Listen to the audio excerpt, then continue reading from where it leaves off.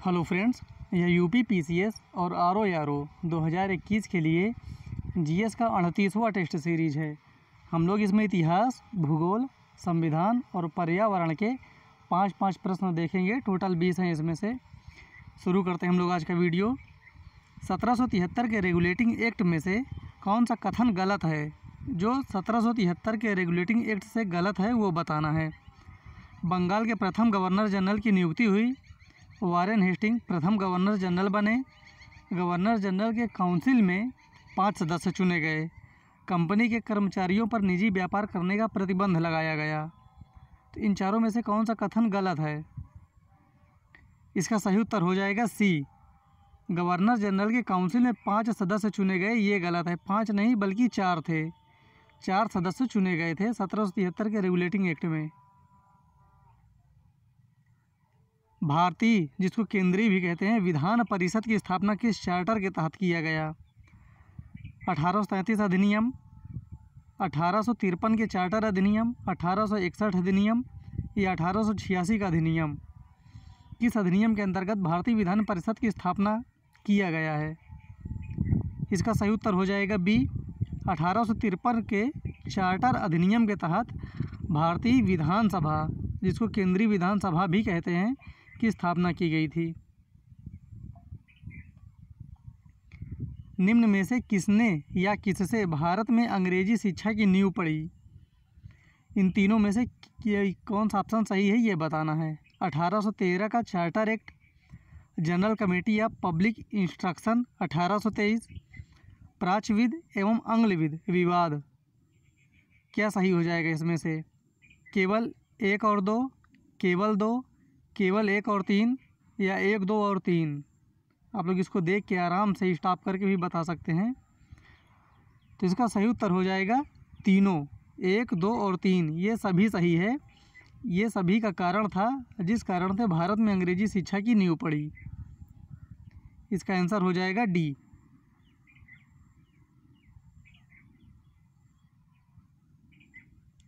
किस अधिनियम ने भारतवासियों को अपने देश के प्रशासन में कुछ हिस्सा लेना संभव बनाया? बहुत इंपॉर्टेंट प्रश्न है ये, अक्सर पीसीएस या आईएएस एग्जाम में हमेशा पूछता रहता है। तो किस अधिनियम ने भारतवासियों को अपने देश के प्रशासन में कुछ हिस्सा लेना संभव बनाया?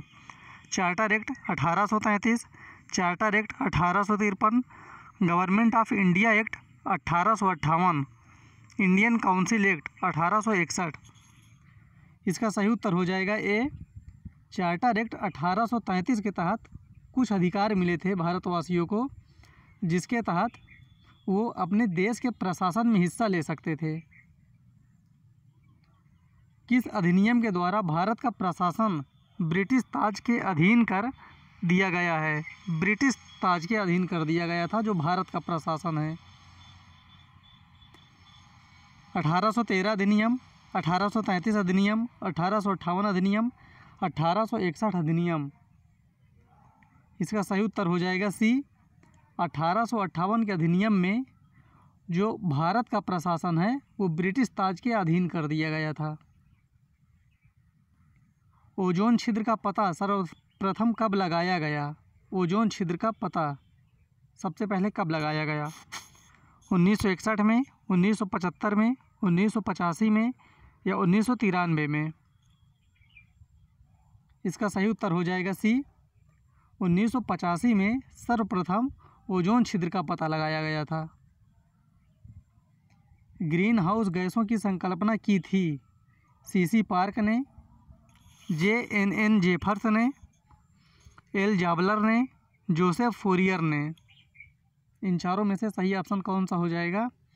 इसका उत्तर है डी। जोसेफ फोरियर ने ग्रीन हाउस गैसों की संकल्पना की थी।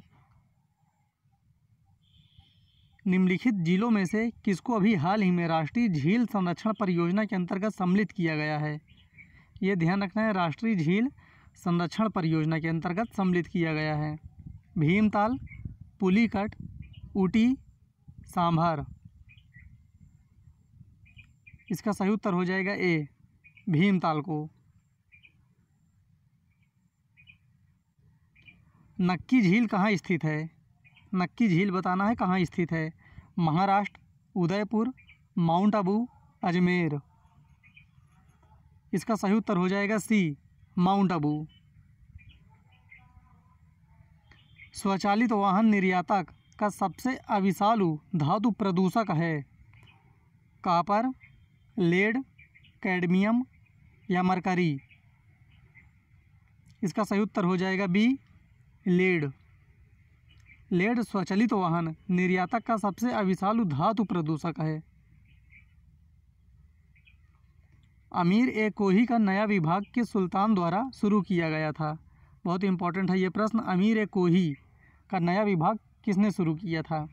अलाउद्दीन खिलजी, फिरोज शाह तुगलक, मोहम्मद बिन तुगलक, सिकंदर लोदी। इसका सही उत्तर हो जाएगा सी, मोहम्मद बिन तुगलक के द्वारा अमीर ए कोही नया विभाग शुरू किया गया था। दिल्ली के किस सुल्तान ने एक पृथक कृषि विभाग की स्थापना की एवं फसल चक्र की योजना बनाई थी? इल्तुतमिश, बलबन, अलाउद्दीन खिलजी, मोहम्मद बिन तुगलक। इसका सही उत्तर हो जाएगा डी, मोहम्मद बिन तुगलक के द्वारा एक कृषि विभाग की स्थापना की गई थी और फसल चक्र की योजना बनाई गई थी। मोहम्मद बिन तुगलक अपनी राजधानी दिल्ली से ले गया, कहाँ ले गया था? दौलताबाद, कलिंजर, कन्नौज या लाहौर। तो इसका सही उत्तर हो जाएगा ए, दौलताबाद। ये भी प्रश्न पूछता है कि कौन सा ऐसा शासक था जिसने अपनी राजधानी परिवर्तन किया था? तो इसका सही उत्तर हो जाएगा मोहम्मद बिन तुगलक। मध्यकालीन यात्री एवं लेखक इब्न बतूता किस देश का निवासी था? इब्न बतूता के बारे में बताना है, वो किस देश का निवासी था? फारस, मोरक्को, मिस्र, अफ़गानिस्तान। इसका सही उत्तर हो जाएगा बी, मोरक्को का निवासी था इब्न बतूता। सर्वप्रथम लोक निर्माण विभाग की स्थापना किसने की थी? इल्तुतमिश, बलबन, अलाउद्दीन खिलजी, फिरोज शाह तुगलक। इन चारों में से किसने लोक निर्माण विभाग की स्थापना की थी? इसका सही उत्तर हो जाएगा डी, फिरोज शाह तुगलक के द्वारा सर्वप्रथम लोक निर्माण विभाग की स्थापना की गई थी। निम्न में से कौन सी ठंडी जलधारा है? ओखाटास्क, सुसीमा की धारा, अलास्का की धारा या उत्तरी प्रशांत प्रवाह। इसका सही उत्तर हो जाएगा ए, ओखाटास्क की धारा ठंडी जलधारा है, बाकी अन्य तीनों गर्म जलधारा है। महासागरीय जल में सर्वाधिक लवणता किस तत्व की होती है? Magnesium chloride, magnesium sulphate, calcium sulphate, sodium chloride. तो महासागरीय जल में सर्वाधिक लवणता होती है सोडियम क्लोराइड की। इसका सही उत्तर हो जाएगा डी। निम्न में से गलत को पहचानिए।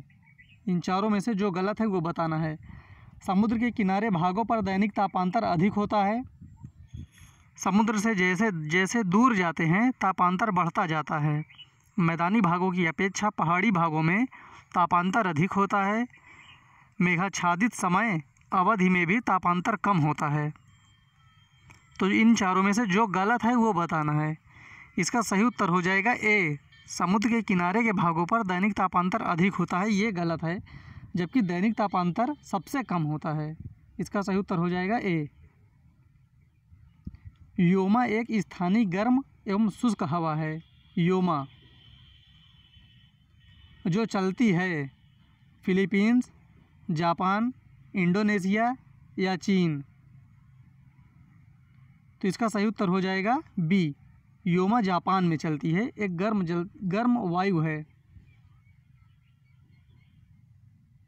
कोपेनहेगन एक प्रमुख औद्योगिक केंद्र है जो प्रसिद्ध है। हमेशा एग्जाम में औद्योगिक क्षेत्र के बारे में प्रश्न पूछता रहता है, तो ये चीज़ आप लोगों को पढ़ना चाहिए। कोपेनहेगन किस लिए प्रसिद्ध है ये बताना है।